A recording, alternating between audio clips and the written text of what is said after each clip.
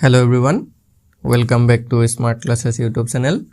সকলোকে Smart Classes YouTube channel to লৈ স্বাগতম জনাইছো আৰু আজিৰ এই ভিডিঅ'ত আমি আপোনালোকৰ আগন্তুক অহা 3 আগষ্টৰ পৰা অনুষ্ঠিত হ'ব লগা RRB ৰেলৱে গ্ৰুপ ডি পৰীক্ষাৰ বাবে সহায়ক হোৱাকৈ এটা নতুন মেথছৰ ক্লাছ লৈ আহিছো আৰু ইয়াত আমি কিছুমান শৰ্ট ট্ৰিক্স আৰু লগতে প্ৰিভিয়াস ইয়াৰ কোৱেশ্চনবোৰো ডিসকাস কৰিম সো আপোনালোকে ভিডিঅ'টো শেষলৈকে চাব আৰু স্কিপ নকৰিব ঠিক আছে আৰু এটা কথা ইয়াতে আপোনালোক জনাই থওঁ যদি আপোনালোকে ৰেলৱে গ্ৰুপ ডিৰ কাৰণে মোস্ট ইম্পৰ্টেন্ট কমন কোৱেশ্চনৰ PDF ফাইলটো বিচাৰি আছে তেতিয়াহলে এতিয়া কেৱল 199 रुपीसত আপোনালোকে PDF ফাইলটো ল'ব পাৰিব যেটো 299 ৰ PDF আছিল এটো only 199 ত লাভ কৰিব পাৰিব তাৰ কাৰণে আপোনালোকৰ স্ক্ৰিনত নাম্বাৰটো দেখিছে নহয় 8133840965 এই নাম্বাৰটোত WhatsAppত মেছেজ কৰিব WhatsAppত মেছেজ দি আপোনালোকে PDF ফাইলটো কালেক্ট কৰি ল'ব ঠিক আছে এতিয়া আমি কোৱেশ্চনখিনি চাও তো ফাৰ্স্ট কোৱেশ্চনটোত কি কৈছে চাও In an examination 400 students passed and 60% failed what is the total number of students who appeared of the examination যদি কি কৈছে এটা পৰীক্ষাত 400 ছাত্ৰ-ছাত্ৰী উত্তীৰ্ণ হয় আৰু 60% ছাত্ৰ-ছাত্ৰীয়ে কি কৰে ফেইল কৰে বা অনুত্তীৰ্ণ হয় বুলি কৈছে তেতিয়া হলে পৰীক্ষাত অৱতীৰ্ণ হোৱা ছাত্ৰ-ছাত্ৰীৰ মুঠ সংখ্যা কিমান অৱতীৰ্ণ মানে টোটাল ষ্টুডেন্টস কিমানজন ষ্টুডেন্টছে বা কিমানজন ছাত্ৰ-ছাত্ৰীয়ে সেই পৰীক্ষাটোত অংশগ্ৰহণ কৰিছিলে বা পৰীক্ষাটোত দিছিলে হেতু লিয়াব দিছে আমাক তো এতিয়া দুটা বস্তু এটা আমাক দি থৈছে আমি প্ৰথমতে মেথছৰ কোৱেশ্চনটো পঢ়িলে এটো বুজি পাব লাগিব যে আমাক কি দিয়া আছে আৰু কি উলিয়াব লাগে সেই বস্তু কিটা প্ৰথমতে আমি বুজিবলৈ ট্ৰাই কৰিম যদি হেকিটা উলিয়াব নোৱাৰো তেতিয়া কিন্তু আমি মেথছ সলভ কৰিব নোৱাৰিম ঠিক আছে তো আমাক কি কৈছে যে 400 ছাত্ৰ-ছাত্ৰী উত্তীৰ্ণ হয় 5 ঠিক আছে 5 কিমান হৈছে 400 জন ওকে আৰু ফেইল কিমান হৈছে আমাক ফেইলটো দিয়া আছে সোৱা ভালকে ফেইল হৈছে 60% কিন্তু এটা দিয়া আছে আমাৰ সংখ্যাত এটা দিয়া আছে পাৰ্চেন্টত তো আমি ইয়াৰ পৰা এটা বস্তু লিয়াব পাৰিম যেহেতু পাস কৰা ছাত্ৰ-ছাত্ৰীৰ সংখ্যা দিয়া আছে 400 তো তাৰ পৰা আমি ফেইল কৰা ছাত্ৰ-ছাত্ৰীৰ সংখ্যা উলিয়াব নোৱাৰো কিন্তু ফেইলৰ আমাৰ কি দিয়া আছে পাৰ্চেন্ট দিয়া আছে 60% ফেইল তেতিয়া আমি কিন্তু পাস কৰা ছাত্ৰ-ছাত্ৰীৰ পাৰ্চেন্টটো উলিয়াব পাৰিম কাৰণ টোটাল 100% ষ্টুডেন্ট থাকিব ন এপিয়াৰ হৈছিল 100% তাৰে ভিতৰত যদি 60% ফেইল হ'ল তেতিয়া হলে 40% পাস হ'ব নাই 40% পাস এতিয়া হি গল আমাৰ মেইন কামটো যে যেহেতু আমাক পাস হোৱা ছাত্ৰ-ছাত্ৰীৰ সংখ্যা আমি জানো 400 আৰু পাস হোৱা ছাত্ৰ-ছাত্ৰীৰ পাৰ্চেন্টেজও আমি জানো কিমান 40% তো আমি ডাইৰেক্টলি লিখিব পাৰো কি যে 40% ইকুৱেল 400 হয়নে 40% ইকুৱেল যদি 400 হয় ইয়াৰ পৰা 1% উলিয়াব পাৰিম আৰু 1% উলিয়ালে টোটাল 100% ছাত্ৰ-ছাত্ৰী ওলাই যাব তো 1% ইকুৱেল কি 400/40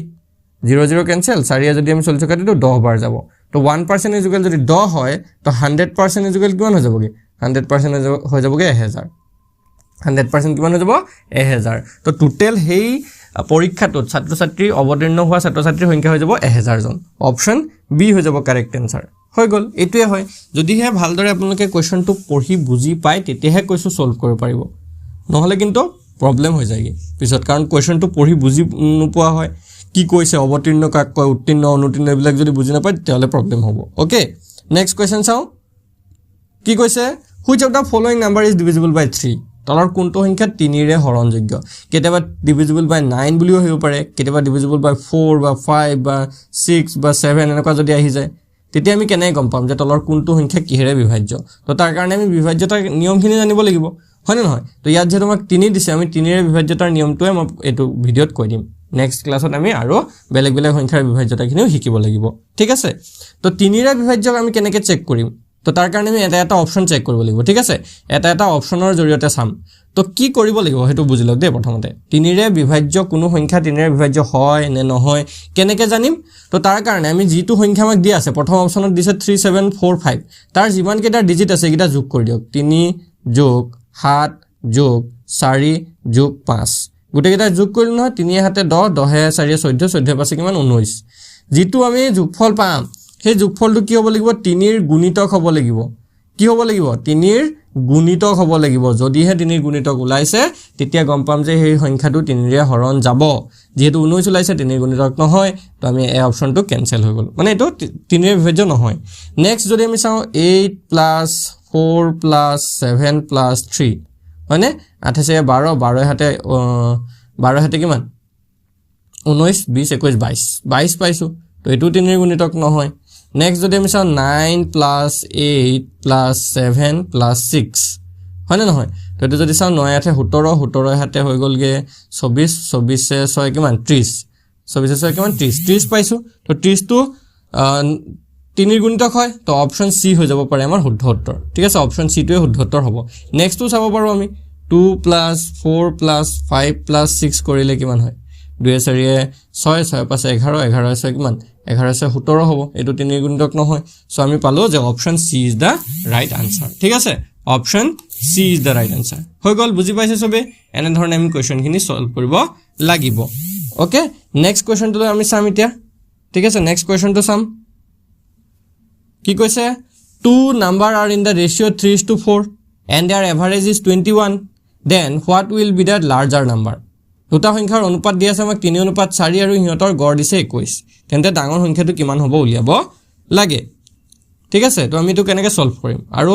যদি আপোনালোকে পিডিএফ টো ল'ব বিচাৰিছে দেন এতিয়া কন্টাক্ট কৰক কাৰণ বহুতখিনি আপোনালোকৰ কোৱেশ্চন কমন পৰিব যোৱাবাৰ পিডিএফ ৰ পৰা বহুত কোৱেশ্চন কমন পৰিছে তো আপোনালোকে যদি এবাৰ আৰবি গ্ৰুপ ডি পৰীক্ষা ভালদৰে দিম বুলি ভাবিছে তো আপোনালোকে এটো পিডিএফ লৈ ল'ব 8133840965 এই নম্বৰটোত কন্টাক্ট কৰক এতিয়া মেছেজ কৰক মেছেজ কৰি 199 পেমেন্ট কৰি আপোনালোকে পিডিএফ টো লৈ ল'ব ঠিক আছে তো এই কোৱেশ্চনটোত কি কৈছে যে দুটা সংখ্যাৰ অনুপাত 3:4 আৰু হিহঁতৰ গড় 21 তো যদি আমাৰ অনুপাতত দিয়া থাকে তেতিয়াহলে আমি এটা সংখ্যাক 3x আৰু এটা সংখ্যাক 4x বুলি ধৰি ল'ব পাৰিম ওকে 3x আৰু 4x আৰু হিহঁতৰ গড় 21 মানে কি 3x আৰু 4x ক প্লাস কৰি আমি যদি 2 এৰে হৰণ কৰি দিও তেতিয়াহলে আমি কি পাই যাম 21 পাই যাম ওকে তো 3x আৰু 4x প্লাস কৰিলে হ'ব 7x = 21 আৰু 2 পইণ্ট কৰিলে কিমান হৈ যাব 40 1 2 2 2 2 4 40 কিমান হৈ যাব 2 মানে 42 হ'ব এটা 7x = যদি 42 হয় দেন x ৰ ভ্যালু উলিয়াব লাগিব আমি ইয়াৰ পৰা হয় না নহয় তো x ৰ ভ্যালু কি হৈ যাব x = 42/7 হাতে যদি আমি 42 কৰি দিও 6 বাৰ যাব x ৰ ভ্যালু হৈ গ'লকে 6 এতিয়া আমাক উলিয়াব দিছিল ডাঙৰ সংখ্যাটো কিমান তো ইয়াতে চাওক ডাঙৰ সংখ্যা কি আছে 3x আৰু 4x ৰ ভিতৰত ডাঙৰ সংখ্যা 4x হ'ব আৰু 4x ৰ ভ্যালু কি যাব 4 * 6 6 4 গুণ কিমান 24 নহব জানো 24 হ'ব ৰাইট আনসাৰ 24 ক'ত আছে অপশন বি আছে option B is the correct answer হৈ গল বুজি পাইছে এতিয়া সবে আৰু এনেকুৱা ধৰণৰ প্যাটাৰ্নত প্ৰশ্ন অহাৰ চান্সেস বহুত বেছি থাকে এবিলাক প্ৰিভিয়াস ইয়াৰ কোৱেশ্চন হয় নেক্সট এটা কোৱেশ্চন দিছে এটো আৰবি 2018 ত আহি গৈছে a sum becomes rest 1200 in 2 years at a 10% simple interest find the principal amount এটা ধনৰাশি 2 বছৰত 10% সৰল সুতৰ হাৰত 1200 টকা হয় তো প্ৰিন্সিপাল বিচাৰি উলিয়াওক বুলি কৈছে মানে মূলধন বিচাৰি উলিয়াব লাগে ঠিক আছে প্ৰিন্সিপাল এমাউন্ট বিচাৰিব লাগে তো এতিয়া প্ৰিন্সিপাল এমাউন্ট বিচাৰি উলিওৱাৰ এটা ফৰ্মুলা আমি জানিব লাগিব হয়নে নহয় তো ফৰ্মুলাটো শিকিব লাগিব নিকিলে আমি কৰ পৰা কৰিম হয়নে নহয় সো ফৰ্মুলাটো কেনেকুৱা হয়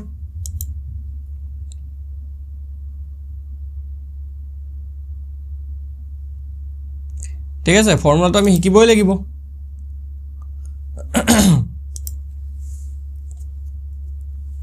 এক সেকেন্ড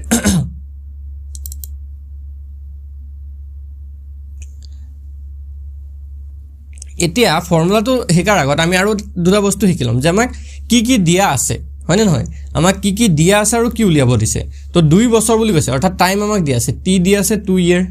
হলনে আমাক 10% হৰল সুতৰ হাৰত বুলি কৈছে আৰ দিয়া আছে আমাৰ 10% হলনে আৰু আমাক দিয়া আছে 1200 টকা হয় বুলি কৈছে 2 বছৰ 1200 টকা হয় মানে আমাৰ এ দিয়া আছে মূল সুত মূল দিয়া আছে আমাৰ 1200 এটা যদি টি আৰ আৰু এ দিয়া থাকে প্ৰিন্সিপাল এমাউন্ট যদি উলিয়াব দিয়ে তাৰ কাৰণে সূত্ৰটো আমি মনত ৰাখিব লাগিব তো সূত্ৰটো হৈছে এনেকুৱা p = 100 into a divided by 100 plus r t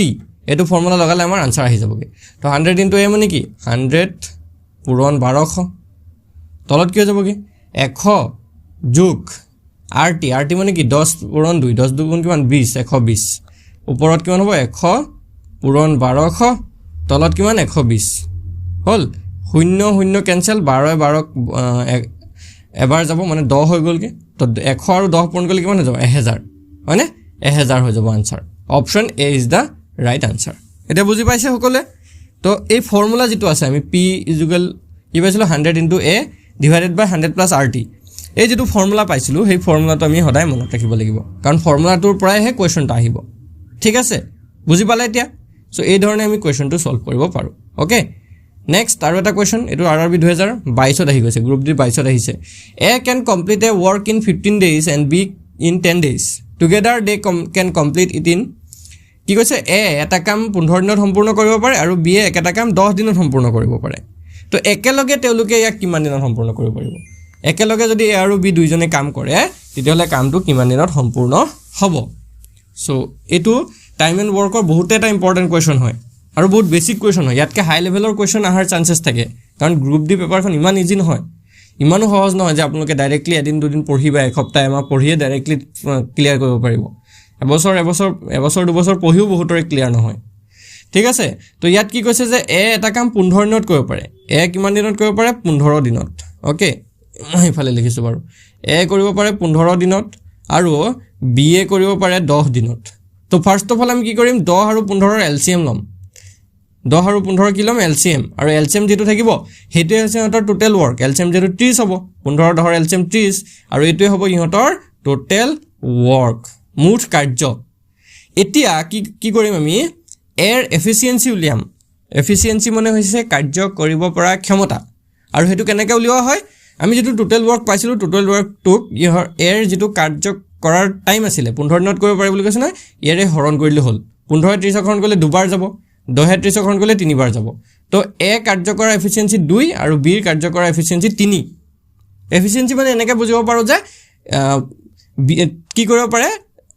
30 ভাগৰ দুভাগ কাম এদিনত কৰিব পাৰে ঠিক আছে বা বি এ 30 ভাগৰ 3 ভাগ কাম এদিনত কৰিব পাৰে এনে ধৰণে আমি বুজি ললে হ'ল ঠিক আছে এফিচিয়েন্সি মানে এটো এতিয়া আমি কি কৰিব লাগিব যেহেতু এ আৰু বি দুইটা একেলগে কাম কৰে তো এ প্লাস বি যেহেতু দুইটা একেলগে কাম কৰে তেতিয়াহ'লে ইহঁতৰ কাম কৰিবলৈ সম্পূৰ্ণ কৰিবলৈ কিমান দিন সময় লাগিব তেতিয়া কি কৰিম টোটেল ৱৰ্ক যেটো থাকিব 30 সেই 30ক ইহঁতৰ এফিচিয়েন্সি দুটাৰে যেটো দুটাৰ যোগফল থাকিব ন এফিচিয়েন্সি দুটা 2 যোগ 3 সেই দুটাৰে হৰণ কৰিলে আনসাৰটো পাই যাম তো 2 3 কিমান 5 তো ইফালে কি হৈ যাব 30/5 5 যদি আমি 30ক হৰণ কৰি কেইবাৰ যাব 6 বাৰ তো এটো আনসাৰটো পাই গলো 6 ডে ওকে মানে আমাৰ অপচন বি হৈ যাব কাৰেক্ট আনসাৰ তো এ আৰু বি এ যদি একেলগে কামটো কৰিবলৈ যায় তেতিয়াহ'লে ইহঁতক কিমান দিন সময়ৰ প্ৰয়োজন হ'ব 6 দিন সময়ৰ প্ৰয়োজন হ'ব বুজি পালে সবে আনসাৰ ওলাই গল নেক্সট কোৱেশ্চনলৈ যাওঁ কি কৈছে if x + 1/x = 5 then x² + 1/x² = what এটো 2018 চনত গ্ৰুপ ডিত পৰীক্ষাত আহিছে এতিয়া এই কোৱেশ্চনটো আমি কেনেকৈ সলভ কৰিম তাৰ কাৰণে আমি এটা বেসিক ফৰ্মুলালৈ যাম যদি আমাক কেতিয়াবা x + 1/x ৰ ভ্যালু n কিবা এটা ন্যাচাৰাল নাম্বাৰ দিয়া আছে যিকোনো n ন্যাচাৰাল নাম্বাৰ হ'ব পাৰে 1 2 3 4 পৰা ধৰি একদম অখিমলৈকে তেতিয়া যদি হে এনেকুৱা x² + 1/x² ভ্যালু উলিয়াব দিছে তেতিয়াহ'লে আমি কি কৰিম n² - 2 কৰিলে আনসাৰ আহি যাবগে কি কৰিব লাগিব n² - 2 তো ইয়াতে আমাৰ n ৰ ভ্যালু কি হ'ব 5 n ৰ ভ্যালু 5 নহব জানো তেতিয়া কি কৰিম আমি ইয়াতে x² + 1/x² ভ্যালু কি হৈ যাবগে 5² - 2 5² মানে কি 25 আৰু 25 ৰ পৰা 2 গুছি গলে কিমান হ'ব 23 is the right answer okay 23 option B হ'ব শুদ্ধ উত্তৰ হৈ গল 23 কত আছে অপচন বি ত আছে তো এটো ফৰ্মুলা খালি মনত ৰাখিলে হ'ল যদি x + 1/x ৰ ভ্যালু যিকোনো এটা ন্যাচাৰাল নাম্বাৰ n দিয়া আছে তেতিয়াহ'লে x² + 1/x² ভ্যালু হ'ব n² - 2 ঠিক আছে ক্লিয়াৰ নেক্সট কোৱেশ্চন চাও কি কৈছে নেক্সট কোৱেশ্চনত যে a shopkeeper gives a successive discount of 20% and 10% the equivalent discount is কি কৈছে এটো আৰআৰবি 2018 আহি কৈছে এজন দোকানীয়ে ক্ৰমান্বয়ে 20% আৰু 10% ৰেহাই দিছে তো সমতুল্য ৰেহাই কিমান হ'ব যদি এতিয়া কোৱেশ্চনটোত পঢ়িছো দেই যদি আমাক দুটা যদি ক্ৰমান্বয়ে ৰেহাই দি থৈছে ধৰি লৈছো প্ৰথম ৰেহাইটোৰ মান a% আৰু দ্বিতীয় ৰেহাইটো হৈছে b% ওকে দ্বিতীয় ৰেহাইটো কিমান b% তেতিয়া ইহঁতৰ যদি সমতুল্য ৰেহাই উলিয়াব দিয়ে সাকসেসিভ ডিসকাউন্ট উলিয়াব দিয়ে তেতিয়া আমি কেনেকৈ উলিয়াম হেতু হৈছে a + b minus ab by 100 okay এই ফৰ্মুলাটো ইউজ কৰিলে আমি কি কৰিব পাৰিম ইহঁতৰ সমতুল্য ৰেহাইটো উলিয়াব পাৰিম এটা a + b মানে কি 20 + 10 minus কি হ'ব 20 * 10 divided by 100 হৈ গল তো বলে 0 0 ক্যান্সেল 0 0 ক্যান্সেল 2 * 2 তো 20 হৈ গল 30 30 ৰ পৰা 2 গুছি গলে কিমান 28% is the right answer option a হৈ গল 28% ফৰ্মুলাটো মনত ৰাখিব লাগিব এইটোৱে ফৰ্মুলা হয় যদি দুটা দিয়া আছে দুটাৰ ক্ষেত্ৰতে এটো দুটাৰ ক্ষেত্ৰতে ফৰ্মুলা হ'ব যদি সাকসেসিভ ডিসকাউন্ট তিনটা দিয়া থাকে তাৰ কাৰণে ফৰ্মুলা কিন্তু বেলেগ হয়